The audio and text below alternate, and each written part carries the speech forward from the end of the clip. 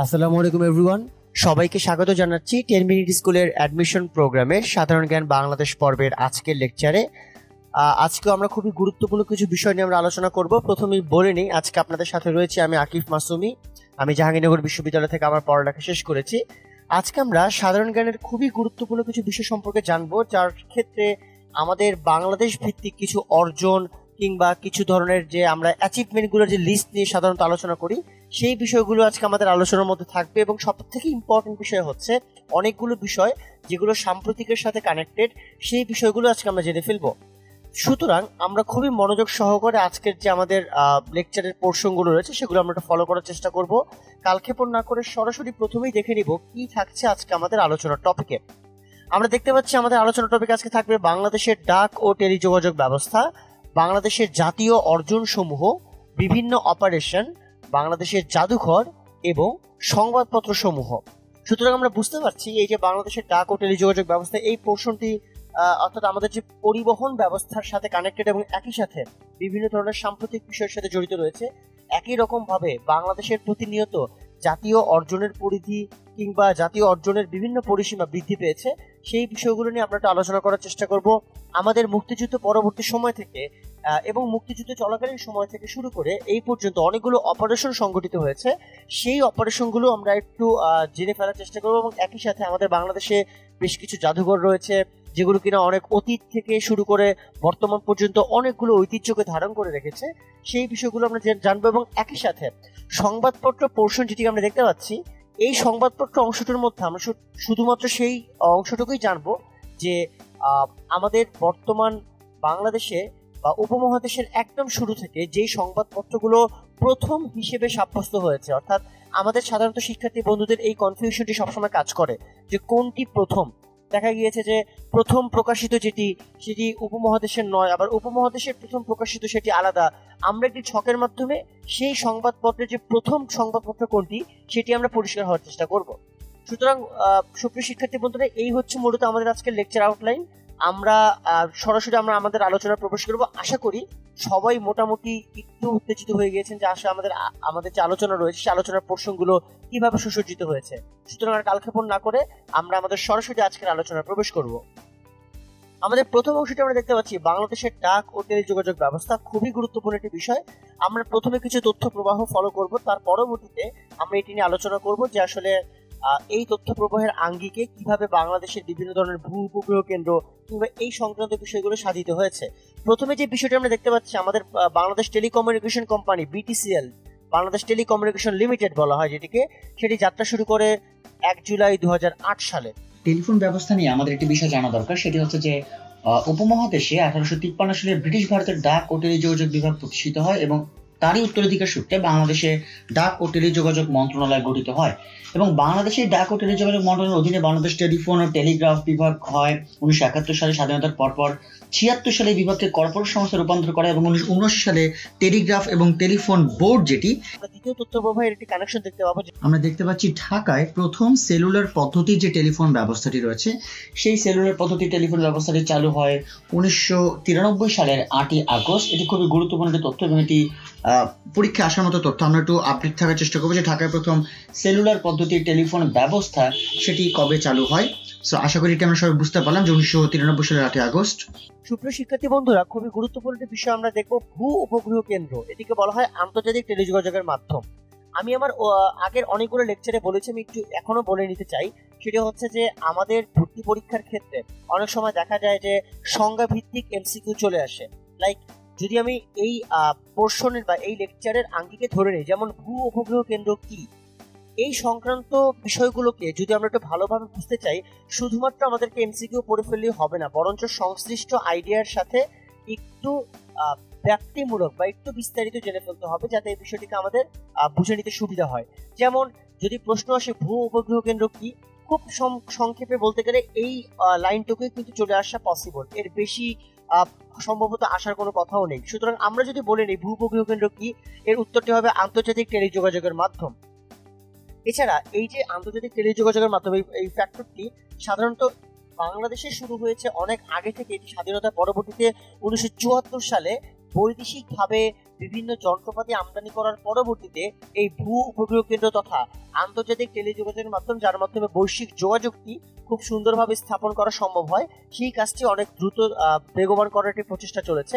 আমরা দেখতে পাচ্ছি যে ভূ উপগ্রহ কেন্দ্র বলতে যেহেতু আমরা বুঝিয়ে ফেলেছি এটি আন্তর্জাতিক টেলিযোগাযোগের মাধ্যম, আমরা আমাদের পরবর্তী তথ্য কণিকায় দেখতে পাচ্ছি বাংলাদেশে ভূ উপগ্রহ কেন্দ্রের সংখ্যা হচ্ছে 4টি। এটিও একটু আমরা জানার চেষ্টা করবো। আমরা এখানে ছকেই দেখতে পাচ্ছি, আমরা একটু পড়ে ফেলার চেষ্টা করি। প্রথম যে ভূ উপগ্রহ কেন্দ্রটি সংগঠিত, আমরা কিন্তু এখানে সিরিয়ালি বলে দেওয়া আছে যে আসলে একদম ধারাবাহিকভাবে কোনটি তৈরি হয়েছে। আমরা দেখতে পাচ্ছি একদম শুরুতে 1975 সালে রাঙামাটি জেলায় একটি ভূ উপগ্রহ কেন্দ্র স্থাপন করা হয়, সেটা হচ্ছে বেতবুনিয়া ভূ উপগ্রহ কেন্দ্র। এটি খুবই গুরুত্বপূর্ণ। কোন অর্থে গুরুত্বপূর্ণ? কারণটি হচ্ছে যে এই বেতবুনিয়া ভূ উপগ্রহ কেন্দ্রটি বাংলাদেশের একেবারে শুরুর দিকে, এবং এটি রাঙামাটির যে কাপ্তাই অঞ্চলটি রয়েছে সেই কাপ্তাই অঞ্চল ব্যাপী অবস্থিত, এবং এটি হচ্ছে সর্বপ্রথম ভূ উপগ্রহ কেন্দ্র। আমরা পরবর্তী দেখতে পাচ্ছি 1982 সালে প্রতিষ্ঠিত হয় গাজীপুরের তালিবাবাদ ভূ উপগ্রহ কেন্দ্র, এটিও খুবই গুরুত্বপূর্ণ। আমরা পরবর্তীতে দেখতে পাচ্ছি 1995 সালে ঢাকায় মহাখালী ভূ উপগ্রহ কেন্দ্র। এটি আমাদের অনেকেরই খুব বেশি পরিচিত, কারণ আমাদের ম্যাক্সিমাম স্যাটেলাইট ওরিয়েন্টেড যে বিভিন্ন ধরনের সিদ্ধান্ত বা প্রক্রিয়া সেটি বাস্তবায়ন হয় মহাখালী ভূ উপগ্রহ কেন্দ্রকে কেন্দ্র করেই মূলত। এবং এই ভূ উপগ্রহ কেন্দ্রটি সেটি প্রতিষ্ঠিত হয়েছে ঢাকায় 1995 সালে। আমরা এরপর দেখতে পাচ্ছি সর্বশেষ 1997 সালে সিলেট জেলায় প্রতিষ্ঠিত হয় সিলেট ভূ উপগ্রহ কেন্দ্র। এটিও খুবই গুরুত্বপূর্ণ একটি বিষয়, যেটি কিনা 1997 সালে যাত্রা শুরু করে। সুতরাং শিক্ষার্থী বন্ধুরা, এই হচ্ছে বাংলাদেশের ডাক ও টেলিযোগাযোগ যে সেকশনটি রয়েছে তার মোটামুটি আদ্যপান্ত। আমরা আমাদের পরবর্তী আলোচনার দিকে একটি মুভ করব। আমাদের পরবর্তী আলোচনা হচ্ছে একটি সাম্প্রতিক বিষয় নিয়ে, যার নাম হচ্ছে বঙ্গবন্ধু স্যাটেলাইট 1। এটি খুবই গুরুত্বপূর্ণ। কোন অর্থে আমি একটু ব্যাখ্যা করি। বঙ্গবন্ধু স্যাটেলাইট 1 এটি হচ্ছে বাংলাদেশের ইতিহাসে বলা চলে একটি বড় ধরনের অর্জন, যে অর্জনের মাধ্যমে আমরা বিভিন্ন ক্ষেত্রে অনেকগুলো অবস্থান তৈরি করতে পেরেছি বৈশ্বিকভাবে। আমরা সেখানে বেশ কিছু বিষয় জানার চেষ্টা করব।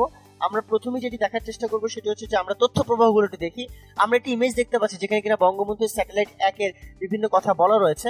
আমরা এই যে তথ্য প্রবাহগুলো রয়েছে এর বাইরে আমরা কিছু বেসিক জিনিস সেটাকে জেনে নেই। যেমন বাংলাদেশে এটি প্রথম ভূস্থির যোগাযোগ এবং সম্প্রচার উপগ্রহ, অর্থাৎ বঙ্গবন্ধু স্যাটেলাইট 1কে বলা হয় একটি ভূস্থির যোগাযোগ এবং সম্প্রচার উপগ্রহ। আমরা দেখতে পাচ্ছি বঙ্গবন্ধু 1 পরিচালনার জন্য গঠিত যে কোম্পানি, সেই কোম্পানির নাম হচ্ছে BCSCL। এই কোম্পানিটির নামটি জানা আমাদের জন্য গুরুত্বপূর্ণ, এবং এই কোম্পানির নাম হচ্ছে Bangladesh communication satellite company limited. অর্থাৎ আমি আপনাদের সুবিধাতে পূর্ণরূপটিও বলে দিলাম। আমরা কিন্তু অনেক সময় আলাদাভাবে পূর্ণরূপ পড়ার চেষ্টা করি, কিন্তু সাম্প্রতিক বিভিন্ন তথ্যের সাথে সংযুক্ত যে কোম্পানিগুলো রয়েছে সেই পূর্ণরূপগুলো জেনে ফেললেই কিন্তু আমাদের জন্য অনেক বেশি সুবিধা, কারণ এখান থেকে আসার সম্ভাবনা অনেক বেশি। আমি আবারও রিপিট করছি, Bangladesh communication satellite company limited, যেটি কিনা অপারেটর বলা হয়, এবং এই বঙ্গবন্ধু 1 পরিচালনার জন্য গঠিত এই কোম্পানি হচ্ছে এটি। বঙ্গবন্ধু 1 স্যাটেলাইটটি উৎক্ষেপণ করা হয় 2018 সালের 12ই মে। এটি খুবই গুরুত্বপূর্ণ, কারণ এটিও জানা গুরুত্বপূর্ণ যে আমাদের এই অভিযানটি যে হয়েছে সেই অভিযানটি কিন্তু আয়ুষ্কাল 15 বছর, যেটি আমরা পরবর্তীতে জানতে পারবো। আমরা একটু দেখে নিই যে এই স্যাটেলাইটটি নির্মাণ করা হয় ফ্রান্সে, এবং এই স্যাটেলাইটটি নির্মাণ করার ক্ষেত্রে সাহায্য করে রাশিয়া। অর্থাৎ রাশিয়ার অর্থায়ন কিংবা বিভিন্ন ধরনের টেকনোলজিক্যাল সহযোগিতা আমরা পেয়েছি এই বঙ্গবন্ধু স্যাটেলাইট 1 নির্মাণ করার ক্ষেত্রে। আমরা দেখতে পাচ্ছি উপগ্রহটি উৎক্ষেপণ করা হয় যুক্তরাষ্ট্রের ফ্লোরিডা অঙ্গরাজ্যের কেনেডি স্পেস সেন্টার থেকে। এটিও জানা খুব গুরুত্বপূর্ণ, কারণ এই মহাকাশ যানে কিন্তু বিভিন্ন বৈশিষ্ট্য রয়েছে। আমি সেই বৈশিষ্ট্যগুলো নিয়ে একটু পরে আলোচনা করছি। আমরা আমাদের সংশ্লিষ্ট তথ্য প্রবাহগুলোকে নিয়ে আমরা একটা আলোচনা শেষ করে নিই। এরপর আমরা এই বিষয়টি আলোচনা করে ফেলেছি যে স্যাটেলাইটটির আয়ুষ্কাল বা অভিযানের সময়টি হচ্ছে 15 বছর। আমরা দেখতে পাচ্ছি স্যাটেলাইট বহনকারী রকেটের নাম হচ্ছে ফ্যালকন 09। এটি খুবই গুরুত্বপূর্ণ, কারণ এই প্রশ্নটি এর আগেও এসেছে সাম্প্রতিক ক্ষেত্রে। স্যাটেলাইটের মালিক হিসেবে বাংলাদেশের অবস্থান হচ্ছে 57তম। খুবই গুরুত্বপূর্ণ একটি প্রশ্ন, কারণ বিশ্বের অনেকগুলো দেশ কিন্তু স্যাটেলাইট আবিষ্কার বা স্যাটেলাইট উৎক্ষেপণ করার ক্ষেত্রে একটি ভালো অবস্থানে নিজেদেরকে নিয়ে যাওয়ার চেষ্টা করছে। সেই সাপেক্ষে এটিও বাংলাদেশের অনেক বড় একটি অর্জন যে বাংলাদেশে একটি স্যাটেলাইটের মালিক হতে পেরেছে। এবং আমরা দেখতে পাচ্ছি বাংলাদেশের যে স্যাটেলাইটের জগতে ক্ষুদ্র স্যাটেলাইট বা ন্যানো স্যাটেলাইট বলা হয়, সেই বাংলাদেশের প্রথম ন্যানো স্যাটেলাইটের নাম হচ্ছে ব্র্যাক অন্বেষা। এটি খুবই গুরুত্বপূর্ণ, এবং এই যে ব্র্যাক অন্বেষা এটি কিন্তু বাংলাদেশের উদ্ভাবিত এবং বাংলাদেশের যে একটি খ্যাতিমান এনজিও ব্র্যাক তাদের সহ অবস্থানের মাধ্যমে এটি তৈরি হওয়া। আমরা দেখতে পাচ্ছি সর্বশেষ বঙ্গবন্ধু স্যাটেলাইট 1 এর যে অরবিট অবস্থান বা অরবিট পজিশন যেটাকে বলা হয়, সেটি 119.1 ডিগ্রি পূর্ব দ্রাঘিমায়। এটি বঙ্গবন্ধু স্যাটেলাইট 1 এর অরবিট অবস্থান। আমি যদি একটু এর বাইরে গিয়ে মহাকাশ যানের বৈশিষ্ট্য নিয়ে আলোচনা করি, আমরা যেখানে চিত্রে যেহেতু এটা দেখতে পাচ্ছি, এর ব্যাস যেটি বলা হয় সেটি হচ্ছে স্পেস বাস 4000B2। এই মাপটি বা এই পরিমাপটা আমাদের একটু জেনে ফেলা দরকার যে স্পেস বাস 4000B2 এটি হচ্ছে এর ব্যাস এবং এর যে প্রস্তুতকারক, এবং অর্থাৎ আমরা সাধারণত প্রস্তুতকারক বলতে আমরা মানে কেন্দ্রীকৃত করা হয়, যেটা এখানে বলা নেই, অর্থাৎ কোন স্টার থেকে এটি প্রস্তুত হয়েছে। এই ধরনের প্রশ্নের উত্তরটা হবে থেলিস অ্যালেনিয়া স্পেস। আমি আবারও বলছি, প্রস্তুতকারক কোম্পানি হচ্ছে থেলিস অ্যালেনিয়া স্পেস, এটি হচ্ছে প্রস্তুতকারক কোম্পানি। এবং আমরা যদি এর ক্ষমতা সম্পর্কে আলোচনা করি, এটাকে বলা হয় 6 kW বা কিলোওয়াট বলা হয়, 6 kW। এবং আমরা যদি এই কক্ষপথ যেটি, সেই কক্ষপথের পরিধি বা পরামিতি নিয়ে আলোচনা করি, আমরা পরামিতি সম্পর্কে অনেকেই জানি, সায়েন্সে যারা পড়েছি। পরামিতিটা এরকম যে দ্রাঘিমাংশ হচ্ছে 119.09 পূর্ব ডিগ্রি, যে আমরা একদম নিচে অরবিট অবস্থানটি দেখলাম, এবং এর যে উৎকেন্দ্রিকতা বলা হয়, সেই উৎকেন্দ্রিকতা হচ্ছে 0.0001। এটি হচ্ছে উৎকেন্দ্রিকতা, এটি আমরা জেনে নিব। এবং বেগ যেটি, সেই বেগ হচ্ছে 3.07 কিলোমিটার/সেকেন্ড, এটিও আমরা জেনে নিব। এবং সময়কাল হচ্ছে 1436.1 মিনিট, এটি আমরা এই ক্ষেত্রে জেনে নিলাম। এই হচ্ছে মূলত এর মোটামুটি একটা অবস্থান। আমরা যদি ইতিহাস সম্পর্কিত আলোচনা করি যে বঙ্গবন্ধু স্যাটেলাইট 1-এর অবস্থানটি আসলে কেমন, তো আমরা একটু এটি জেনে নিব যে 2008 সালে বাংলাদেশের যে টেলিযোগাযোগ খাতে যে নিয়ন্ত্রক সংস্থা বিটিআরসি, তারা একটি কৃত্রিম উপগ্রহ নির্মাণ বিষয়টি কমিটি গঠন করে, এবং এর পরবর্তী বছর যেটি 2009 সালে জাতীয় তথ্য প্রযুক্তি নীতিমালার ক্ষেত্রে এই যে আমাদের রাষ্ট্রীয় কৃত্রিম উপগ্রহ উৎক্ষেপণ করা হবে সেই বিষয়টি যুক্ত করা হয়। অর্থাৎ বাংলাদেশে যে নিজস্ব কৃত্রিম উপগ্রহ উৎক্ষেপণ করা হবে, এর জন্য কিন্তু আন্তর্জাতিক যে একটি টেলিকমিউনিকেশন ইউনিট রয়েছে ITU, তাদের কাছেও কিন্তু ইলেকট্রনিক একটি আবেদন করা হয়। এবং সেই আবেদনের প্রেক্ষিতেই কিন্তু 2012 সালের মার্চ মাসে যে একটি মূল পরামর্শক, যেটি আমরা জানলাম স্পেস পার্টনারশিপ ইন্টারন্যাশনাল, তাদের এই অনুমতিটি পাওয়া হয় এবং তাদেরকে নিয়োগ দেওয়া হয়। এবং ফ্রান্সের যে থেলিস অ্যালেনিয়া স্পেসের নাম আমরা বললাম, তাদের সাথে চুক্তি করা হয়, এবং সেই চুক্তির পরিমাণটি ছিল, যেটি কিনা ওই থেলিস অ্যালেনিয়া স্পেস এবং বিটিআরসি উভয়ের মধ্যে চুক্তি ছিল, সেই চুক্তিটা হচ্ছে 951,75,34,000 টাকা। সেই বিপুল পরিমাণ অঙ্কের চুক্তিটি বিটিআরসির সাথে করা হয়। অ্যান্ড লাস্টলি আমরা যে বিষয়টি জানলাম যে 2017 সালে এই কৃত্রিম উপগ্রহের সার্বিক ব্যবস্থাপনার জন্য এই যে একটা সূত্র যে কোম্পানির নামে বলা রয়েছে Bangladesh communication satellite company limited, সেই কোম্পানিকে নিয়োগ দেওয়া হয়। এই হচ্ছে মূলত বঙ্গবন্ধু স্যাটেলাইট 1 কেন্দ্রিক যে আনুষঙ্গিক আলোচনা সেটি, এবং এটি কিন্তু আমাদের সাম্প্রতিক প্রশ্নের ক্ষেত্রে খুবই গুরুত্বপূর্ণ একটি বিষয়। আমরা আমাদের পরবর্তী আলোচনা থেকে মুভ করব। আমাদের পরবর্তী আলোচনা আমরা জাতীয় অর্জন দেখতে পাচ্ছি। একটু আগের স্লাইডে আসি। জাতীয় অর্জন বলার আগে যেহেতু আমরা ডাক ও টেলিযোগাযোগ ব্যবস্থার কথা বললাম, টেলিযোগাযোগের পাশে আমরা যদি নর্মাল যোগাযোগ শব্দটিকে একটু আয়ত্তে আনি, আমাদের কিন্তু বেশ কিছু যোগাযোগ ব্যবস্থা নিয়েও কিছু প্রশ্ন আসতে পারে। যদিও অন্য একটি লেকচারে এই পরিবহন ব্যবস্থা নিয়ে কথা হয়ে গেছে, আমি একটু টুকরোভাবে কয়েকটি যোগাযোগ বলতে চাই। যেমন আমাদের রেল যোগাযোগ, সড়ক যোগাযোগ, নৌ যোগাযোগ আসতে পারে। আমি যদি বলি যেমন কমলাপুর রেল স্টেশন রয়েছে, যার স্থপতি বব বুই, এটি কিন্তু একটা গুরুত্বপূর্ণ তথ্য। আবার বাংলাদেশের যে দীর্ঘতম রেলওয়ে প্ল্যাটফর্ম, সেটি কিন্তু ঢাকার কমলাপুরে। এবং এই যে রেলওয়ের একটি সর্ববৃহৎ কারখানা, এটি কিন্তু নীলফামারীতে অবস্থিত। অনেকে আমরা জানি নীলফামারী সৈয়দপুরে, যেটি কিনা 1870 সালে প্রতিষ্ঠিত হয়েছে। এবং বাংলাদেশে 44টি জেলায় রেলপথ রয়েছে, 20টি জেলায় নেই। এখানে 3 প্রকারের রেলপথ, এটা আমরা খুব বেসিক ইনফরমেশন এগুলো সবাই জানি, যে broad gauge, metre gauge, dual gauge. কিংবা ঢাকা কলকাতা রুটে 2008 সালের 14 এপ্রিল রেল যোগাযোগ শুরু হয়। এবং বাংলাদেশে কিন্তু এই সংক্রান্ত অনেকগুলো ইনস্টিটিউট রয়েছে, যেমন ন্যাশনাল মেরিটাইম ইনস্টিটিউট চট্টগ্রামে রয়েছে, মেরিন একাডেমি রয়েছে চট্টগ্রামের জলদিয়ায়, যেটিকে 1962 সালে প্রতিষ্ঠিত। এছাড়াও মেরিটাইম ট্রেনিং ইনস্টিটিউট রয়েছে চট্টগ্রামের আগ্রাবাদে। এবং একই সাথে বাংলাদেশে একটি স্থলবন্দর কর্তৃপক্ষ রয়েছে, যেগুলো বেনাপোল স্থলবন্দর কিংবা টেকনাফ স্থলবন্দর কিংবা নারায়ণগঞ্জ নদী বন্দরের মতো গুরুত্বপূর্ণ বিষয়। এছাড়াও কিন্তু বাংলাদেশের বিমানবন্দর রয়েছে ঢাকার শাহজালাল আন্তর্জাতিক কিংবা সিলেটের ওসমানী কিংবা চট্টগ্রামের শাহ আমানত। এইগুলো কিন্তু আমাদের পরিবহন ব্যবস্থার যে টুকরো তথ্য, সেগুলোর সাথে কানেক্টেড। আমরা সরাসরি এখন একটু এই আলোচনায় চলে যাব যে আমাদের বাংলাদেশের, আমরা পরবর্তী যে বিষয়টি দেখেছিলাম জাতীয় অর্জন, এই জাতীয় অর্জন কেন্দ্রিক একটি আলোচনা আমাদের জন্য করা দরকার, যার মাধ্যমে আমরা বুঝতে পারবো যে বাংলাদেশের বর্তমান ফ্যাক্টর বা ইকোনমিক্যাল অবস্থানগুলো আসলে কেমন। আমরা অনেকগুলো গুরুত্বপূর্ণ তথ্য প্রবাহ দেখতে পাচ্ছি, এগুলো একটু ব্যাখ্যা করা হবে। প্রথমেই বলে নেই, সহস্রাব্দ উন্নয়ন লক্ষ্যমাত্রা, এটিকে বলা হয় মিলেনিয়াম ডেভেলপমেন্ট গোল। এবং বাংলাদেশের এই ধরনের একটি এশিয়া ভিত্তিক কম্পিটিশন রয়েছে, যে এই দেশগুলোর মধ্যে মূলত 8টি লক্ষ্য রয়েছে, এবং 8টি লক্ষ্যে কারা অনেক ভালো বা বেটার একটা আউটপুট সার্ভ করতে পারছে। সেই ক্ষেত্রে আমরা দেখতে পেয়েছি যে 8টি লক্ষ্যের মধ্যে বাংলাদেশ শিক্ষা, শিশু মৃত্যুহার কমানো, দারিদ্র্য হ্রাসকরণ, এই কনসেপ্টগুলোতে বাংলাদেশ উল্লেখযোগ্য উন্নতি প্রদর্শন করতে সক্ষম হয়েছে।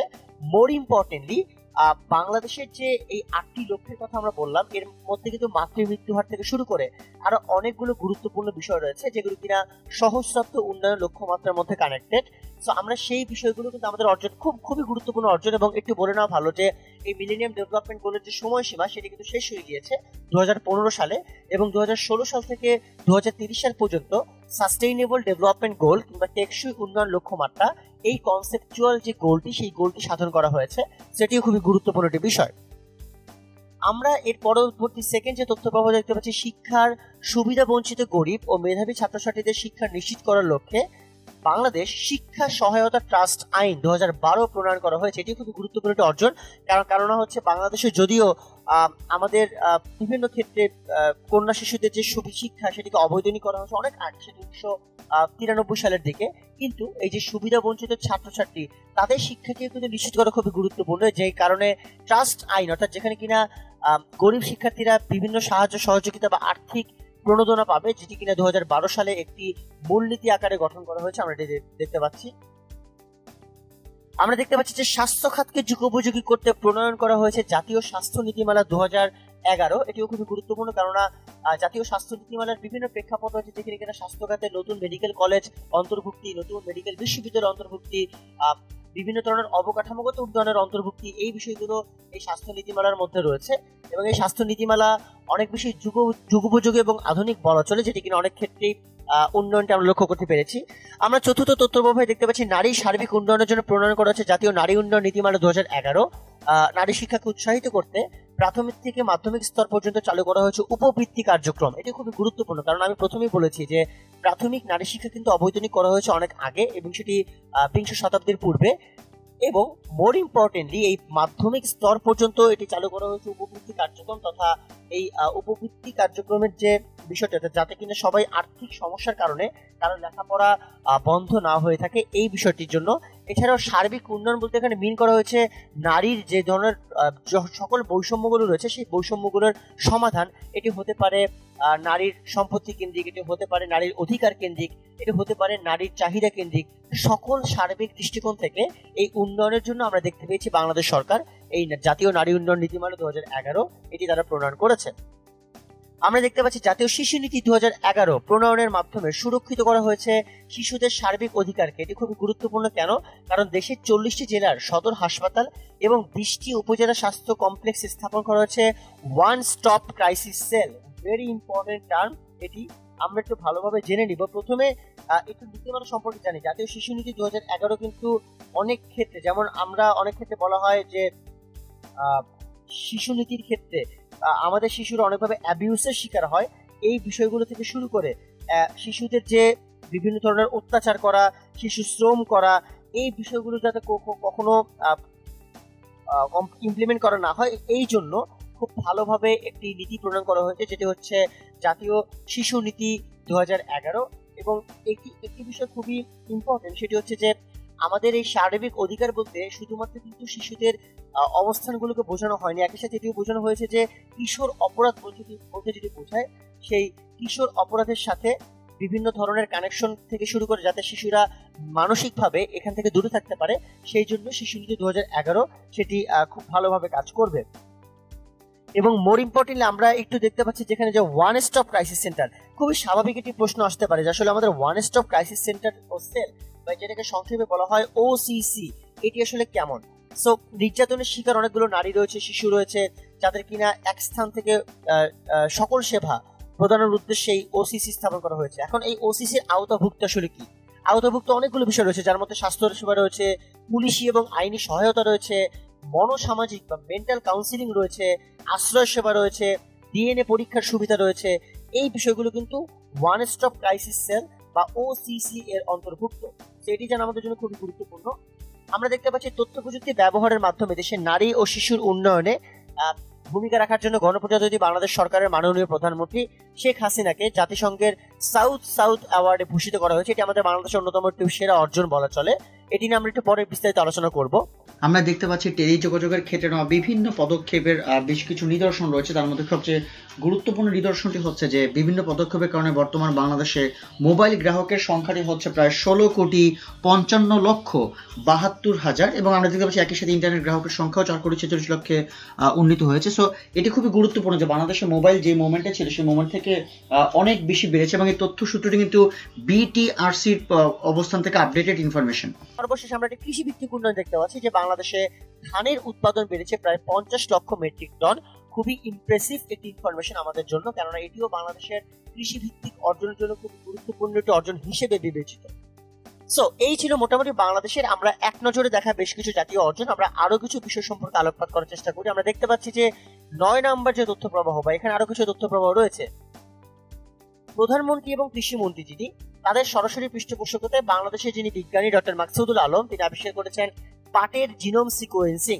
তার মানে হচ্ছে পাটের যে জীবন চার বা জীবন কৃত্রিম যে জীবন উৎপত্তি, সেই কনসেপ্টটিকে আবিষ্কার করেছেন বাংলাদেশের বিজ্ঞানী ডক্টর মাকসুদুল আলম। এবং সারা বিশ্বে আজ পর্যন্ত বা এখন পর্যন্ত 17টি উদ্ভিদের জিনোম সিকোয়েন্সিং হয়েছে। তার মধ্যে ডক্টর মাকসুদুল আলম তিনি করেছেন 3টি। এটি বাংলাদেশের নিঃসন্দেহে বাংলাদেশের জন্য অনেক বড় একটি অর্জন, কেননা কৃষি ক্ষেত্রে বাংলাদেশের যে ইনভেনশন বা আবিষ্কার সেটি কিন্তু তুলনামূলক কম, আমরা অতীত থেকে দেখেছি। সেই পার্সপেক্টিভ থেকে যেহেতু বাংলাদেশের বিজ্ঞানী ডক্টর মাকসুদুল আলম পাটের জিনোম সিকোয়েন্সিং আবিষ্কার করেছেন, এটি নিঃসন্দেহে বাংলাদেশের অনেক বড় একটি অর্জন। এবং আমরা সেকেন্ড লাইনটি খুব ভালোভাবে মনে রাখার চেষ্টা করব যে 17টি উদ্ভিদের জিনোম সিকোয়েন্সিং এর মধ্যে ডক্টর মাকসুদুল আলম 3টি জিনোম সিকোয়েন্সিং করেছেন। এটিও কিন্তু খুব গুরুত্বপূর্ণ একটি তথ্য আমাদের জন্য।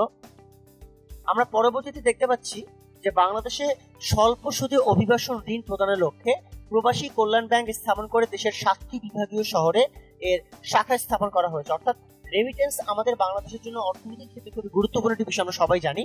এবং অভিবাসন ঋণ প্রদান করা বলতে যেটি বোঝানো হয়েছে সেটি হচ্ছে যে যারা কিনা বাংলাদেশের বিভিন্ন ধরনের রেমিটেন্সের ক্ষেত্রে গুরুত্বপূর্ণ ভূমিকা পালন করে প্রবাসী এবং যাদেরকে আমরা অভিবাসী বলে থাকি, এই স্বল্প সুদে তাদেরকে ঋণ প্রদানের লক্ষ্যে যাতে তারা তাদের কর্মক্ষেত্রে খুবই ভালো কিছু স্থাপন করতে পারে এবং তারা রেমিটেন্সে খুব ভালো অবদান রাখতে পারে, এই জন্য প্রবাসী কল্যাণ ব্যাংক স্থাপন করা হয়েছে। এবং এটিও দেশের যে 7টি বিভাগীয় শহর সেখানে স্থাপন করা হয়েছে। এবং মোর ইম্পর্টেন্টলি এই 7টি বিভাগীয় শহরের শাখা স্থাপন করা হয়েছে যাতে কিনা যে কোনো শাখা থেকে খুব সহজে এই অভিবাসন ঋণটি প্রদান করা সরকারের পক্ষ থেকে সম্ভব হয়। আমরা এর পরবর্তী দেখতে পাচ্ছি খুবই ইম্পর্টেন্ট একটি আমাদের তথ্য, সেটা হচ্ছে বিদ্যুৎ খাত। বিদ্যুৎ খাতে বাংলাদেশের উল্লেখযোগ্য অর্জনের মধ্যে রয়েছে জাতীয় গ্রিডে অতিরিক্ত 6,323 মেগাওয়াট বিদ্যুৎ সংযোজন, যার ফলে বিদ্যুতের সুবিধাভোগীর সংখ্যা 47% থেকে 62% উন্নীত হয়েছে। এবং মোর ইম্পর্টেন্টলি মাথাপিছু বিদ্যুৎ উৎপাদনের যে পরিমাণটি সেটি 220 কিলোওয়াট ঘন্টা থেকে বেড়ে 348 কিলোওয়াট ঘন্টায় দাঁড়িয়েছে। এই বাক্যটি তো বোঝা দরকার আমাদের সবার, কারণ হচ্ছে আমাদের মাথাপিছু বিদ্যুৎ পরিমাণের উৎপাদনের পরিমাণ কিন্তু এত লম্বা সময় বা দ্বিগুণের পরিমাণ উন্নীত হবে সেটা কিন্তু খুব সহজে অনুমেয় ছিল না। কিন্তু এটি কিন্তু আমরা দেখা যাচ্ছে যে খুব সাম্প্রতিক কালে বাংলাদেশের অর্জিত হয়েছে যে 220 কিলোওয়াট ঘন্টা থেকে এখন মাথাপিছু বিদ্যুৎ উৎপাদনের পরিমাণ 348 কিলোওয়াট পার ঘন্টা। এবং লাস্টলি ভেরি ইম্পর্টেন্ট থিং হচ্ছে যে নতুন যে বিদ্যুৎ সংযোগ প্রদান করা হয়েছে সেটি প্রায় 35 লক্ষ গ্রাহককে করা হয়েছে এবং সবাই যাতে নিরবিচ্ছিন্ন বিদ্যুৎ সুযোগ সুবিধা পায় এই জন্য নির্মাণ করা হয়েছে প্রায় নতুন 65টি বিদ্যুৎ কেন্দ্র। সো আমরা দেখতে পাচ্ছি যে বিদ্যুৎ খাতে বাংলাদেশ অলরেডি কিন্তু বিভিন্নভাবে যে দৈনন্দিন বিদ্যুৎ চাহিদা সেটিকে পূরণ করতে খুব দ্রুত সক্ষম হচ্ছে, কেননা 47 থেকে 62% এখানে ডেভেলপ করা খুবই সহজ বিষয় নয়। খুব স্বাভাবিকভাবে এই অর্জনটা আমাদের জন্য একটা প্রশংসনীয় অর্জন।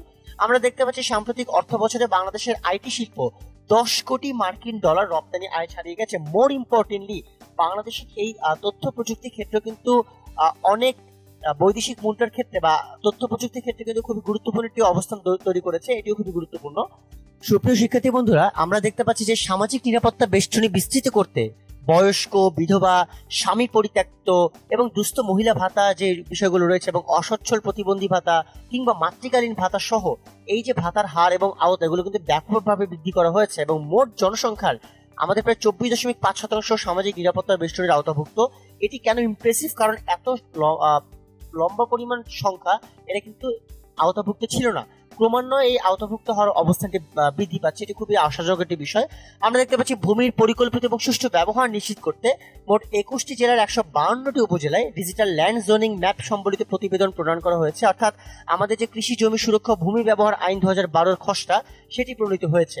তার মানে এখন যে কোনো ধরনের জমি সুরক্ষা, আবাদি সুরক্ষা, এই ধরনের বিষয়গুলো বা ভূমি অধিগ্রহণ আইনকে সুষ্ঠুভাবে সম্পন্ন করা, এই বিষয়গুলো খুব সহজে এই আইনের আওতাভুক্ত অবস্থানে থাকবে।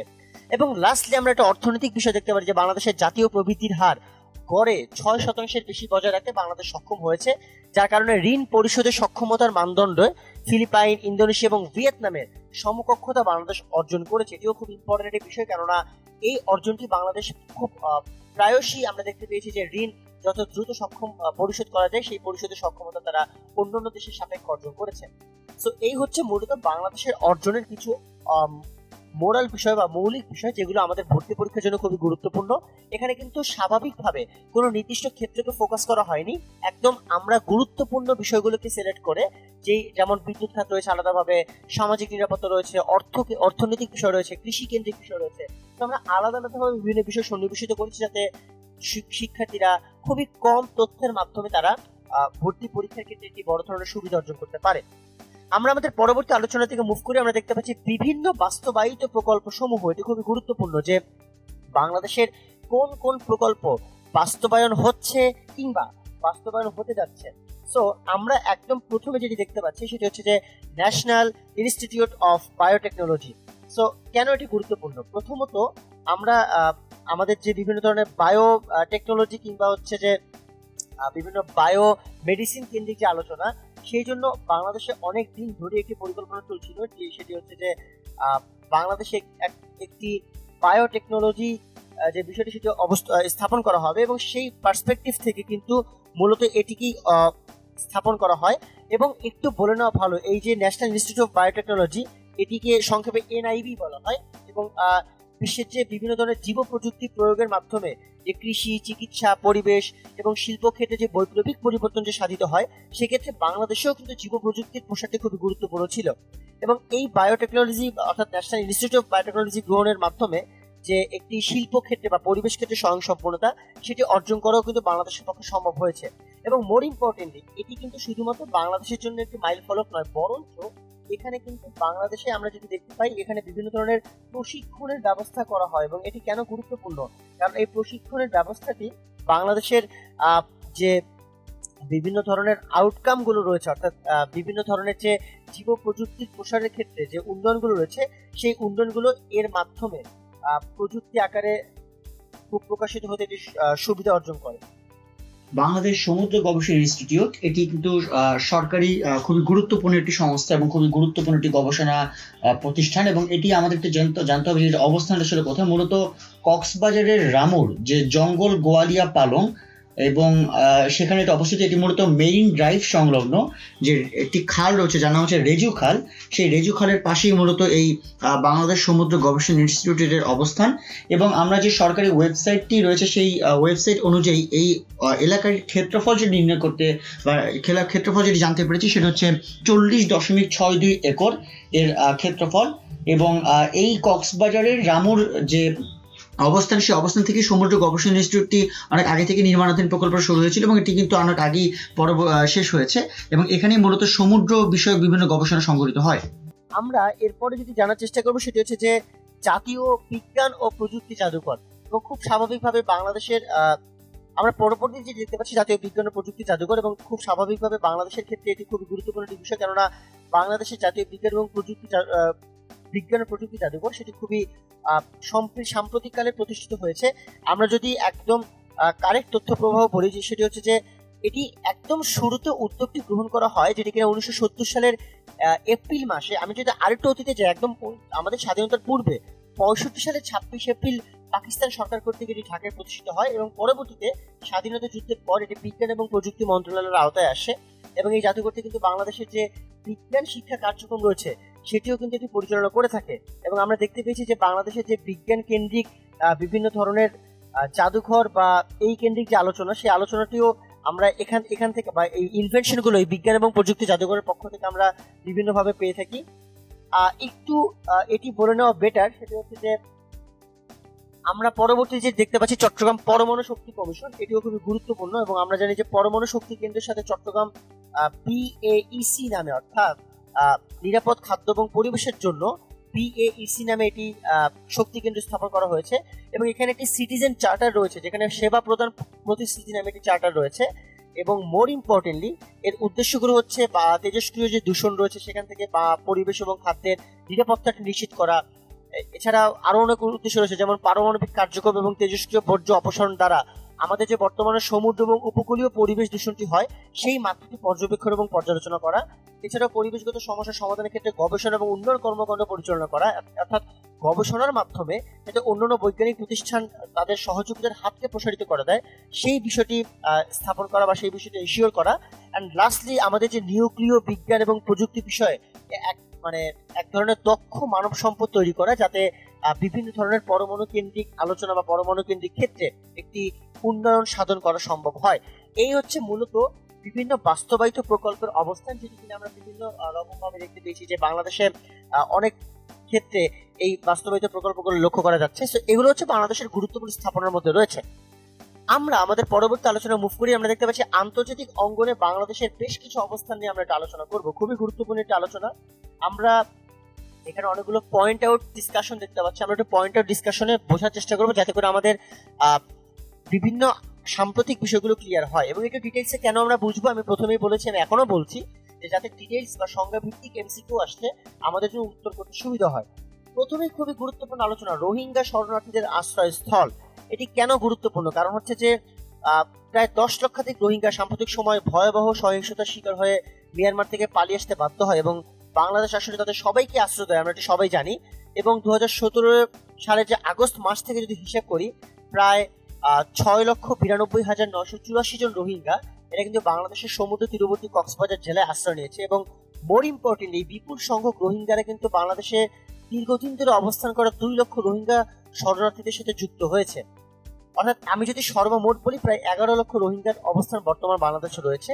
এবং বাংলাদেশের সীমিত সম্পদের সর্বোচ্চ ব্যবহার নিশ্চিত করে এই বিপুল জনগোষ্ঠীকে আগলে রাখতে কিন্তু তারা নিয়মিত প্রচেষ্টা চালিয়ে যাচ্ছে। এবং এটি কিন্তু মানব সেবায় একটি অনন্য ভূমিকা, যার জন্য শেখ হাসিনা আন্তর্জাতিক অঙ্গনে ভূয়সী প্রশংসা লাভ করেছে। এবং এটি শেখ হাসিনা প্রধানমন্ত্রী শেখ হাসিনা তিনি নিজেও বলেছেন যে 1971 সালে আমাদের ঘরবাড়ি যখন জ্বালিয়ে দেওয়া হয় তখন আমাদের দেশের মানুষও ভারত আশ্রয় দিতে বাধ্য হয়। সুতরাং তাদেরও তো যাওয়ার যেহেতু জায়গা নেই, রোহিঙ্গাদের দিকে এই জন্য যে সাহায্য সহযোগিতার হাত সেটি বাড়িয়ে দেওয়া গুরুত্বপূর্ণ। আমরা দেখতে পেয়েছি এছাড়াও এই রোহিঙ্গা শরণার্থীদের সহায়তায় প্রায় 6,000 একর জমিতে অস্থায়ী আবাসন গড়ে তোলা হয়েছে, তাদেরকে খাদ্য সহায়তা দেওয়া হয়েছে, তাদেরকে শিশু শিক্ষা সহায়তা দেওয়া হয়েছে, স্বাস্থ্য সুবিধা দেওয়া হয়েছে, প্রায় 50,000 স্বাস্থ্যসম্মত ল্যাট্রিন দেওয়া হয়েছে, নলকূপ স্থাপন করা হয়েছে। এই বিষয়গুলো কিন্তু বাংলাদেশের আন্তর্জাতিক অঙ্গনে খুব গুরুত্বপূর্ণ অবস্থান হিসেবে বাংলাদেশকে আন্তর্জাতিক অঙ্গনের সর্বোচ্চ অবস্থানে তুলে ধরেছে। আমরা দেখতে পাচ্ছি সমুদ্র সীমা জয় আরেকটি গুরুত্বপূর্ণ অর্জন আন্তর্জাতিক অঙ্গনে বাংলাদেশের, কেননা মিয়ানমার এবং ভারতের মধ্যে প্রতিবেশী রাষ্ট্রের সাথে বাংলাদেশের সমুদ্র সীমা সংক্রান্ত বিরোধ নিষ্পত্তিতে বাংলাদেশ যে আন্তর্জাতিক সংস্থার সহায়তা নেয় এবং তারা সাফল্যের সাথেই এই সমাধানটি করে। আমি যদি ব্যাখ্যা করি, সেটি হচ্ছে 2014 সালের জুলাইতে আন্তর্জাতিক সালিসি আদালত ভারত এবং বাংলাদেশের সমুদ্র সীমা সংক্রান্ত বিরোধ নিষ্পত্তি করে। এবং বাংলাদেশের সমুদ্র সীমা সংক্রান্ত যে আদালত, সেখানে প্রায় বঙ্গোপসাগরের 25,602 বর্গ কিলোমিটারের মধ্যে একেবারে 19,467 বর্গ কিলোমিটার এলাকা প্রদান করে। এবং 5 বছর ধরে এই দুই দেশের মধ্যে চলমান যে আলোচনা, সেই আলোচনার পরে কিন্তু আন্তর্জাতিক সালিসি আদালত এই রায়টি দেয়। এবং মোর ইম্পর্টেন্টলি বাংলাদেশের প্রায় 12 মাইল এলাকা, অর্থাৎ আমি যদি বলি যে সমুদ্র সীমা প্রায় 1,18,813 বর্গ কিলোমিটার, যেটি কিনা 200 নটিক্যাল মাইল, এটি তারা বাংলাদেশ বিশেষ অর্থনৈতিক অঞ্চল এবং উপকূলের একটি বড় অংশ পেয়েছে, যেটি কিনা বাংলাদেশের মোট স্থল আয়তনের শতকরা 81%। সুতরাং আমরা বুঝতেই পারছি যে বাংলাদেশ প্রায় এই যে নিজ আয়তনের প্রায় সমপরিমাণ ভূভাগের দখল পেয়েছে, এটি কিন্তু খুবই গুরুত্বপূর্ণ অর্জন। এছাড়াও মোর ইম্পর্টেন্ট আমাদের জেনে ফেলা দরকার যে সাম্প্রতিক সময় অর্থাৎ 2015 সালে এই সমুদ্র সীমা বিষয়ক আইন পাশের পর কক্সবাজারের যে রামুতে, যেটি আমরা একটু আগে দেখেছি যে বাংলাদেশের সমুদ্র গবেষণা ইনস্টিটিউট, সেটি প্রতিষ্ঠিত হয়েছে। এবং 2017 সাল থেকে কিন্তু এটা ব্লু ইকোনমি নিয়ে গবেষণা করে যাচ্ছে, যেটি কিনা বাংলাদেশের জন্য উন্নত প্রযুক্তির একটি বড় ধরনের অবস্থান তৈরি করার জন্য উদ্যোগ গ্রহণ করছে। এর পরবর্তীতে আমরা দেখতে পাচ্ছি বাংলাদেশ ভারত স্থল সীমান্ত চুক্তি কেন গুরুত্বপূর্ণ, কারণ হচ্ছে বাংলাদেশ এবং ভারতের মধ্যকার ছিটমহলের ক্ষেত্রে বিশ্বের দীর্ঘ সময় ধরে চলে আসা অনেকগুলো বিরোধ রয়েছে, যার মধ্যে এটিও ইম্পর্টেন্ট। কিন্তু 2015 সালের 6 জুন ঢাকায় এই সমস্যাটি ঐতিহাসিক সমাধান হয়, যেখানে কিনা বাংলাদেশের প্রধানমন্ত্রী শেখ হাসিনা এবং ভারতের প্রধানমন্ত্রী নরেন্দ্র মোদী একটি স্থল সীমান্ত চুক্তি স্বাক্ষর করেন। এখন আমাদের জানতে হবে চুক্তিটা আসলে কেমন ছিল। চুক্তিটা এমন ছিল যে বাংলাদেশের ভারতের কাছ থেকে প্রায় 111টি ছিটমহল বাংলাদেশ বুঝে নেয়, যার কিনা প্রায় 17,160.63 একর রয়েছে, এবং বাংলাদেশের কাছ থেকেও ভারত 51টি ছিটমহল বুঝে নেয়। এবং এই যে স্থল চুক্তি, যেটি কিন্তু একদম এটি শুরু নয়, বরঞ্চ অনেক আগে 1974 সালে এটি স্বাক্ষরিত হয়, কিন্তু এই 2015 সালের 6 এবং 7 জুন নরেন্দ্র মোদী ঢাকা সফরের মাধ্যমে এটি বাস্তবায়িত হয়। এবং এই সীমান্ত চুক্তির মাধ্যমে ভারতের মধ্যে থাকা কিংবা বাংলাদেশের মধ্যে থাকা ছিটমহলের বাসিন্দারা তারা কিন্তু নাগরিকত্বের অধিকারটি পায়, অর্থাৎ তারা 68 বছর দেশহীন থাকার পর তারা কিন্তু তাদের দেশের অবস্থানটি তারা পেয়েছে, এবং এই নাগরিকদের সুযোগ সুবিধাও কিন্তু সামগ্রিকভাবে সম্ভব হয়েছে, এবং এটি কিন্তু খুব গুরুত্বপূর্ণ একটি বিষয়। এছাড়া আমরা দেখতে পেয়েছি যে এই নাগরিকদের জন্য পরবর্তীতে প্রায় বাজেটে প্রায় 200 কোটি টাকার মতো বরাদ্দ দেওয়া হয়েছে। এরপর আমরা দেখতে পাচ্ছি ক্রমবর্ধমান আঞ্চলিক সহযোগিতা, খুবই গুরুত্বপূর্ণ একটি বিষয়। কারণ কেন গুরুত্বপূর্ণ, কারণ হচ্ছে এটি একটি আন্তর্জাতিক বা আন্তঃরাষ্ট্রীয় সম্পর্কের ক্ষেত্রে একটি গুরুত্বপূর্ণ। কেননা বাংলাদেশের প্রধানমন্ত্রী শেখ হাসিনার নেতৃত্বে আমরা দেখতে পাচ্ছি বিগত 10 বছরে অনেকগুলো আঞ্চলিক সহযোগিতা রয়েছে। যেমন বিমস্টেক নিয়ে যদি আমরা বলি, যে বাংলাদেশ বে of Bengal initiative for multi-sectoral technical and economic cooperation, BIMSTEC, Bangladesh কিন্তু এই বিমস্টেক একটি সদস্য রাষ্ট্র, এবং এই ক্ষেত্রে বাংলাদেশ কিন্তু জলবায়ু পরিবর্তন, খাদ্য জ্বালানি নিরাপত্তা কিংবা সড়ক স্থাপন, সন্ত্রাসের বিরুদ্ধে বা বাণিজ্য সহজ করা, এই কনসেপ্টগুলোতে বাংলাদেশ ভূমিকা পালন করে আসছে। এছাড়াও BBIN নামে একটি সংগঠন রয়েছে, যার নাম হচ্ছে বাংলাদেশ ভুটান ভারত নেপাল ইনিশিয়েটিভ, এই ক্ষেত্রেও বাংলাদেশ সদস্য, এবং এই সংগঠন থেকেও বাংলাদেশ অবিচ্ছিন্ন সড়ক যোগাযোগ ব্যবস্থা গড়ে তুলেছে। এছাড়া আমরা জানি যে BCIM বা OBOR নামে একটি বিষয় রয়েছে। OBOR টি আমরা একটু পরিচিত, আমি একটু বলি। OBOR মানে হচ্ছে ওয়ান বেল্ট ওয়ান রোড প্রকল্প, যার সাথে কিনা বাংলাদেশ 2016 সালের অক্টোবরে চীনের প্রধানমন্ত্রী শি জিনপিং এর সফরের মাধ্যমে প্রায় $21.5 বিলিয়ন চুক্তি করে, সেটিও খুবই গুরুত্বপূর্ণ। এছাড়াও জাপান এর সাথে দ্বিপাক্ষিক সম্পর্ক বাংলাদেশ জোরদার করেছে। ট্রান্স এশিয়ান রেলওয়ে কিংবা এশিয়ান হাইওয়ের সাথে বাংলাদেশ যুক্ত হয়ে প্রায় এডিবির কাছ থেকে $1.5 বিলিয়ন ঋণ সহায়তা পেয়েছে, সেটিও খুবই গুরুত্বপূর্ণ বাংলাদেশের জন্য। পরবর্তীতে আমরা দেখতে পাচ্ছি বৈশ্বিক উন্নয়নের যে ক্ষেত্রে বাংলাদেশের অবস্থান, আমরা দেখতে পাচ্ছি MDG বা SDG যে অবস্থান, সেক্ষেত্রে বাংলাদেশের লক্ষ্যমাত্রাটি কেমন। আমি কিন্তু প্রথমে MDG নিয়ে আলোচনা করেছি, যে সহস্রাব্দ উন্নয়ন লক্ষ্যমাত্রা, সো যেখানে কিনা বাংলাদেশ প্রায় 8টির মধ্যে 6টি লক্ষ্যমাত্রা পূরণ করেই ফেলেছে। এবং মোর ইম্পর্টেন্ট আমাদের জানাতে হবে SDG, যেটি কিনা আমি একটু আগে বলেছিলাম যে 2015 থেকে 2030 সাল পর্যন্ত এর সময়টি রয়েছে, এবং এই লক্ষ্যমাত্রায় অনেকগুলো বিষয় রয়েছে, যার মধ্যে ইম্পর্টেন্ট বিষয় হচ্ছে যে দীর্ঘ এবং স্বল্পমেয়াদী পরিকল্পনা যেগুলো অর্জন করা হয়েছে সেগুলো সহস্রাব্দ উন্নয়ন লক্ষ্যমাত্রার মতোই কাজ করা, অর্থাৎ একই বিষয়।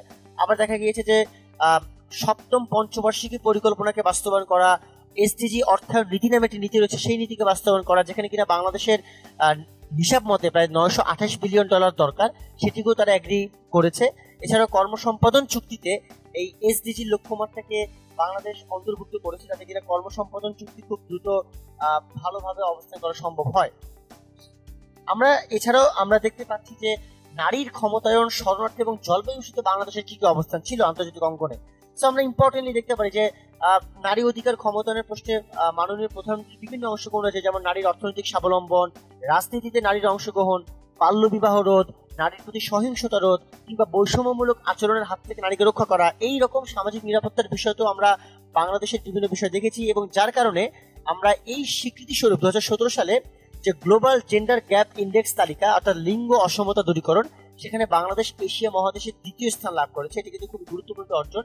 আমরা শরণার্থী ইস্যুতে বলতে পারি যে বাংলাদেশের রোহিঙ্গার ইস্যুটি, যেটা আমরা খুব ভালোভাবেই বললাম, সো এটিও আমরা খুব পরিষ্কারভাবে জেনেছি। এছাড়া জলবায়ু পরিবর্তনের ক্ষেত্রে বলতে হয় যে বাংলাদেশ কিন্তু COP21 সম্মেলনে আন্তর্জাতিক সংস্থাগুলোর সাথে দুর্যোগ মোকাবিলা বিষয়ক চুক্তির ক্ষেত্রেও অনেক ইম্পর্টেন্ট ভূমিকা রেখেছে, এবং 2016 সালের যে প্যারিস জলবায়ু চুক্তি, সেক্ষেত্রে কিন্তু বাংলাদেশ প্রথম দেশ হিসেবে স্বাক্ষর করেছে। সো জলবায়ুর ক্ষেত্রে কিন্তু তাদের একটি গুরুত্বপূর্ণ ভূমিকা রয়েছে।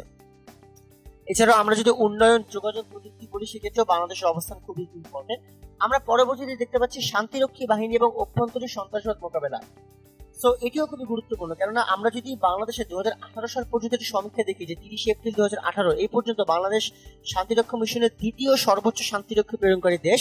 অর্থাৎ এখনো কিন্তু বাংলাদেশের বিভিন্ন যুদ্ধ বিধ্বস্ত দেশে বাংলাদেশে প্রায় 6,992 অর্থাৎ প্রায় 7,000 পুলিশ কিংবা মিলিটারি বিশেষজ্ঞ কিংবা সেনা তারা কর্মরত রয়েছেন এবং অনেক শান্তি সেনারা কিন্তু জীবনও দিয়েছেন, সেটিও খুব গুরুত্বপূর্ণ।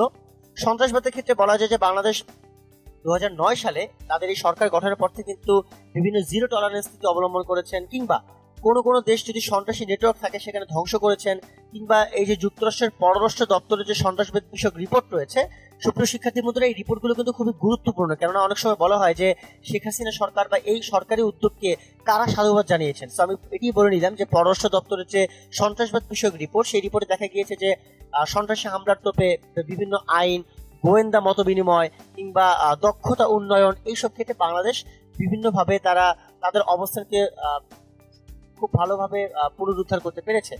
এই হচ্ছে মূলত বাংলাদেশের অভ্যন্তরীণ সন্ত্রাসবাদ মোকাবেলার ক্ষেত্রে খুব গুরুত্বপূর্ণ অর্জন। আমরা এর পরবর্তীতে দেখতে পাচ্ছি বাণিজ্য এবং বিনিয়োগের উন্নয়ন, অর্থাৎ বাংলাদেশের অভ্যন্তরীণ কিংবা আন্তর্জাতিক ক্ষেত্রে বাংলাদেশের বাণিজ্য এবং বিনিয়োগের উন্নয়নটি কেমন হতে পারে। আমরা প্রথমেই বলে নেওয়া ভালো যে বাংলাদেশের গত এক দশকে কিন্তু বৈদেশিক বিনিয়োগ অনেক বেশি বেড়েছে, যার মধ্যে 2017-18 অর্থ বছরে বাংলাদেশে কিন্তু প্রায় $2,798 বিলিয়ন ছিল এবং এটি কিন্তু অনেক আমদানিও বৃদ্ধি পেয়েছে। আমরা দেখতে পেয়েছি যে বাংলাদেশের 2030 সালের মধ্যে একটি টার্গেট রয়েছে যে 30,000 হেক্টর ভূমিতে প্রায় 100টি অর্থনৈতিক অঞ্চল প্রতিষ্ঠা করার একটি টার্গেট রয়েছে, যার মধ্যে অলরেডি 76টি অর্থনৈতিক অঞ্চলের পরিকল্পনা অনুমোদন পেয়েও গিয়েছে এবং 10টি অঞ্চল উদ্বোধন হয়ে গিয়েছে।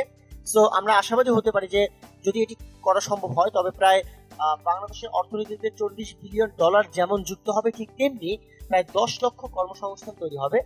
এই ধরনের যে সমীক্ষা সেটি কিন্তু আমাদের জেনে ফেলা খুব গুরুত্বপূর্ণ। বাংলাদেশের যে আন্তর্জাতিক অঙ্গনে ক্ষেত্রে আমরা দেখতে পাচ্ছি বৈদেশিক কর্মসংস্থান তৈরিতে বাংলাদেশের একটি গুরুত্বপূর্ণ অবস্থান দেখতে পাচ্ছি, যে বিদেশ থেকে পাঠানো যে আমরা প্রথমেই বললাম যে অভিবাসীদের বৈদেশিক আইটি রয়েছে, সেই বৈদেশিক আইটি যাতে বাংলাদেশের বৈদেশিক মুদ্রার অন্যতম প্রধান উৎস, সেই সাপেক্ষে এই ক্ষেত্রে বাংলাদেশ সরকারের যে প্রবাসী কল্যাণ এবং বৈদেশিক কর্মসংস্থান মন্ত্রণালয় তারাও কিন্তু খুব গুরুত্ব দিয়েছে এবং দক্ষ এবং সফল কূটনীতির কারণেই কিন্তু বাংলাদেশের শ্রমিকরা সর্বমোট বর্তমানে 165টি দেশে তারা কাজ করে যাচ্ছে।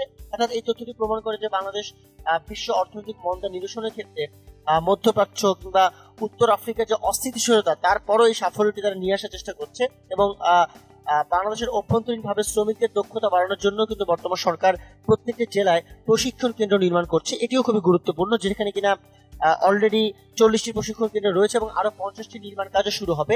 সুতরাং এটি হচ্ছে বাংলাদেশের আপকামিং অ্যাচিভমেন্টের একটি নিদর্শন। আমরা পরবর্তীতে দেখতে পাচ্ছি যে গ্লোবাল উইমেন্স লিডারশিপ, যেটি এই গ্লোবাল উইমেন্স লিডারশিপ অর্জন করা, এটি কিন্তু খুবই গুরুত্বপূর্ণ। কেন গুরুত্বপূর্ণ? কারণটি হচ্ছে যে বাংলাদেশের যে এশিয়া এবং এশিয়া প্যাসিফিক অঞ্চলের যে নারী শিক্ষা এবং এই নারী উদ্যোগকে এগিয়ে নিতে স্বীকৃতি স্বরূপ বাংলাদেশ এই গ্লোবাল উইমেন্স লিডারশিপ অর্জন করে এবং এটি অস্ট্রেলিয়া সিডনিতে গ্লোবাল সামিট অফ উইমেনে এই গ্লোবাল উইমেন্স লিডারশিপটি অর্জন করে বাংলাদেশ। আমরা এরপরে দেখতে পাচ্ছি ICT in sustainable development award, এটিও খুবই গুরুত্বপূর্ণ। কেন? কারণটি হচ্ছে যে এই আইসিটি অফ সাস্টেইনেবল অ্যাওয়ার্ডটি বাংলাদেশ তাদের টেকসই উন্নয়নের ক্ষেত্রে যে তথ্য প্রযুক্তির সম্ভাবনা রয়েছে সেক্ষেত্রে তারা 2015 সালে এটি অর্জন করে। অর্থাৎ আমরা সালটি একটু জেনে নেওয়ার চেষ্টা করব।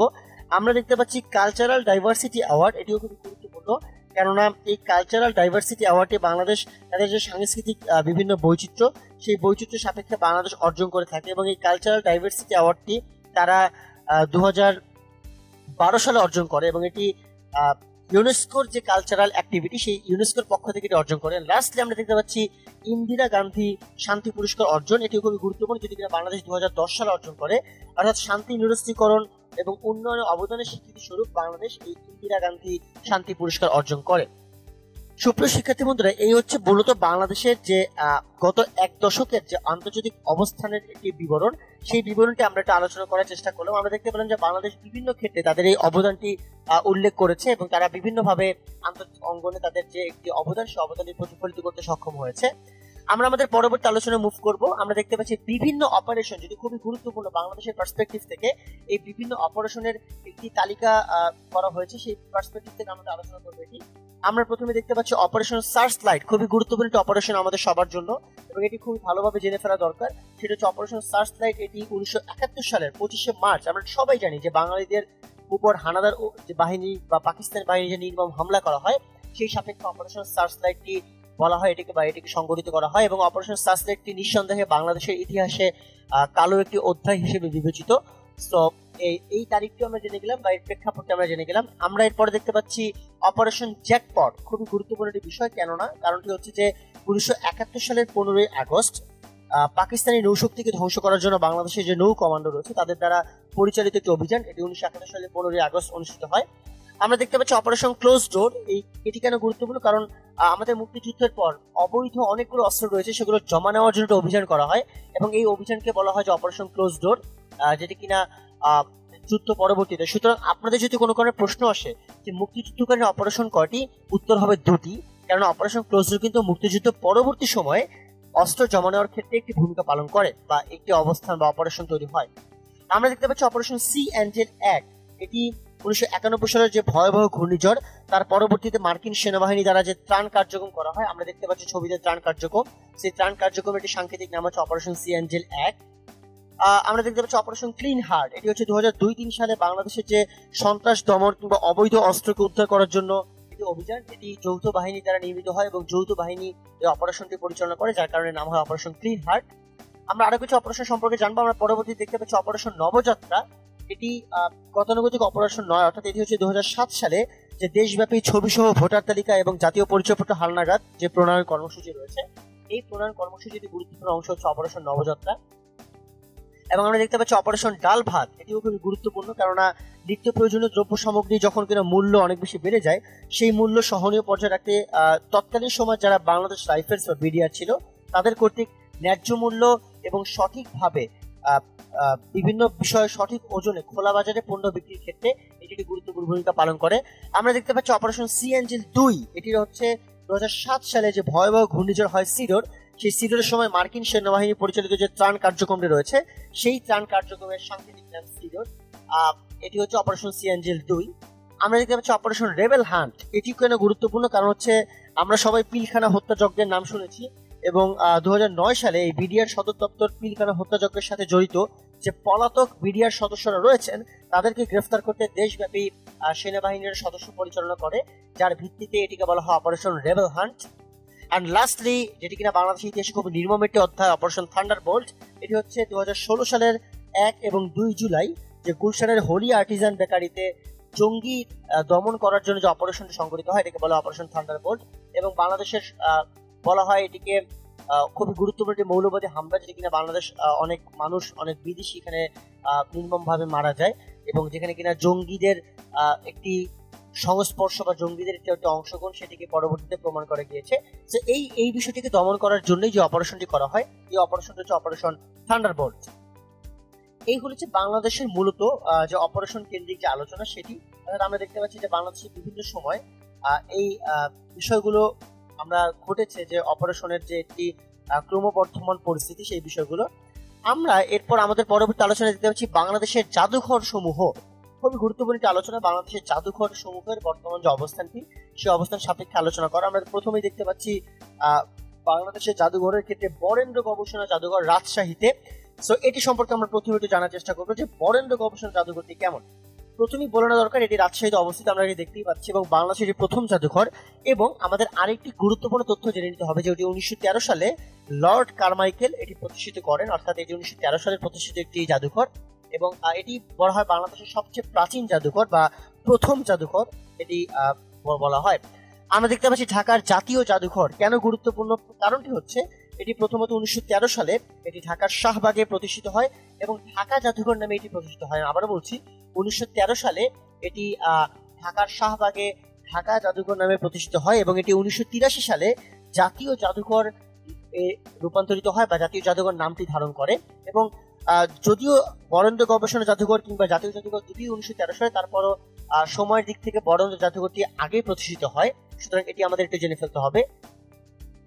আমরা এর পরবর্তী দেখতে পাচ্ছি লালন জাদুঘর, যেটি কিনা কুষ্টিয়াতে, এবং এটি 1979 সালে প্রতিষ্ঠিত হয়। এবং এই প্রশ্নটি কিন্তু অতীতে একটি ভর্তি পরীক্ষা এসেছে, আমার স্পষ্ট মনে নেই কোন পরীক্ষায়, বাট এটি খুব গুরুত্বপূর্ণ যে লালন জাদুঘর কবে প্রতিষ্ঠিত হয়।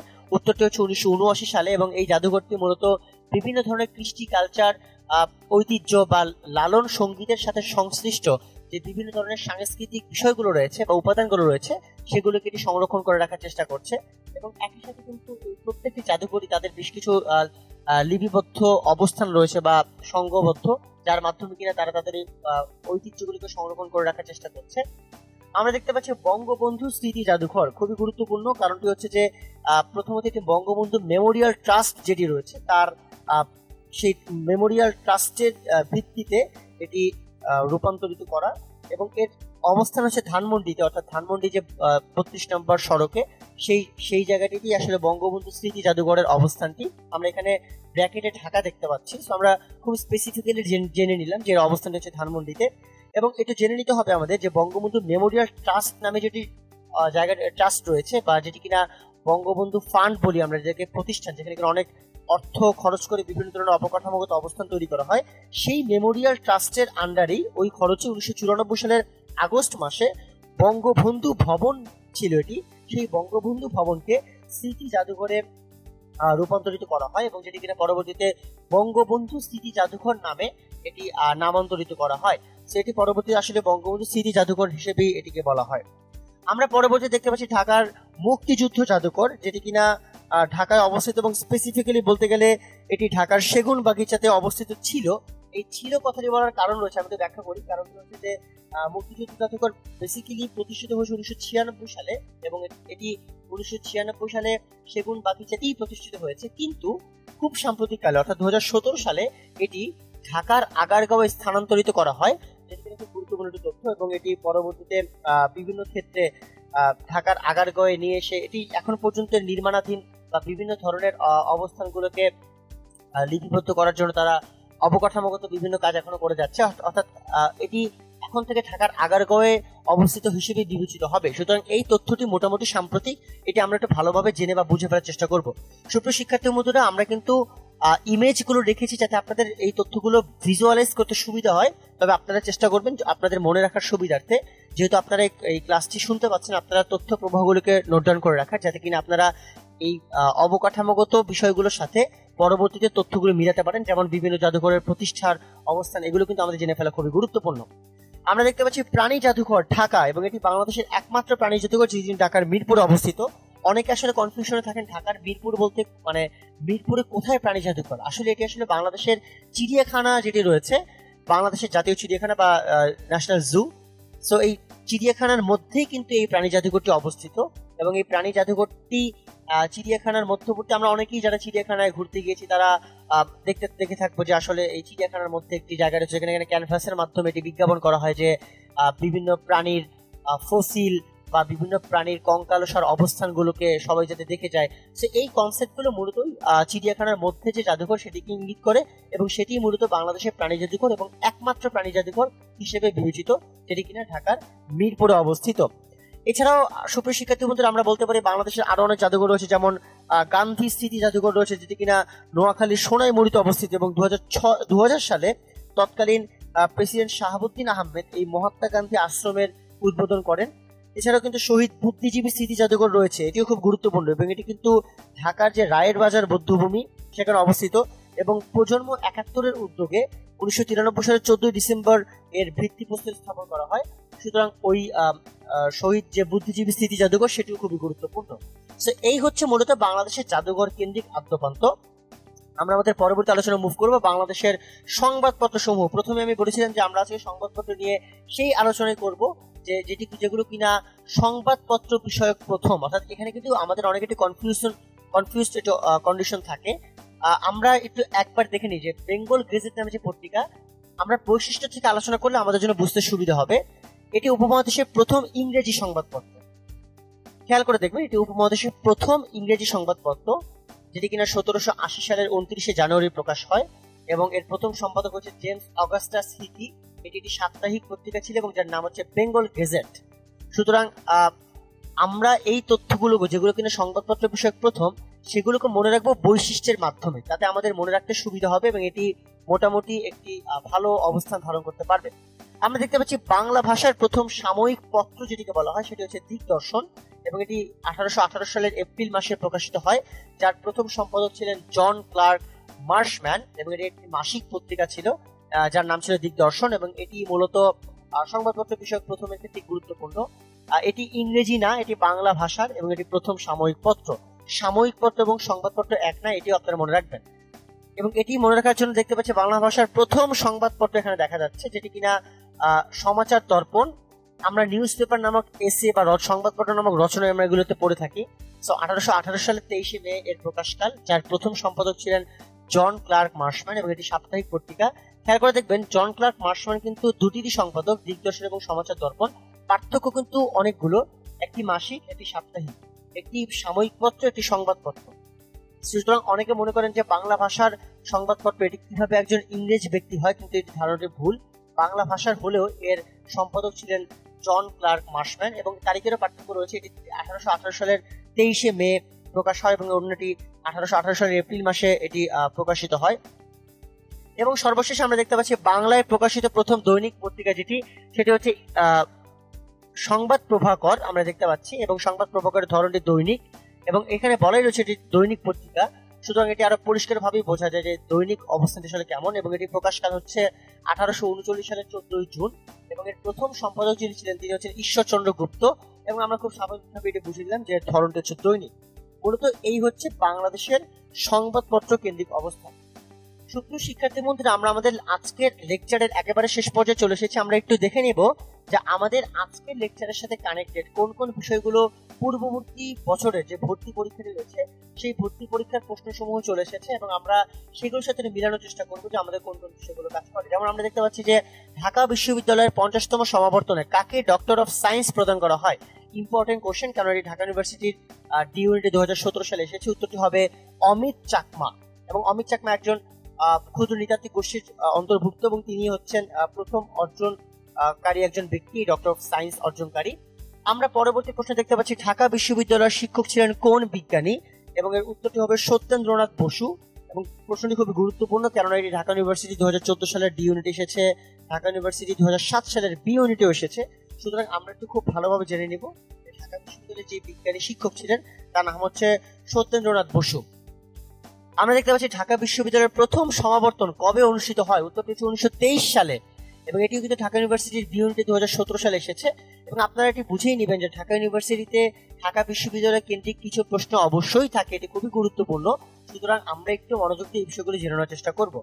পরবর্তীতে আমরা প্রশ্নটি দেখতে পাচ্ছি বিজ্ঞানী ডক্টর মাকসুদুল আলম তিনি কি আবিষ্কার করেন, এবং এর উত্তরটা হচ্ছে তিনি পাটের জিন আবিষ্কার করেন। আমরা কিছুক্ষণ আগে আমাদের লেকচারের যে আন্তর্জাতিক অঙ্গনে বাংলাদেশ এই পোর্শনটিতে আমরা জেনেছি যে বিজ্ঞানী ডক্টর মাকসুদুল আলম তিনি পাটের যে জিনোম সিকোয়েন্সিং সেটা আবিষ্কার করেন। এবং এটি এতই গুরুত্বপূর্ণ প্রশ্ন, আপনারা দেখতে পাচ্ছেন অনেকবার এসেছে ঢাকা ইউনিভার্সিটির ডি ইউনিটে 2013 সালে, 10 সালে, বি ইউনিটেও 10 সালে এবং ডি ইউনিটে 2012 সালে এসেছে।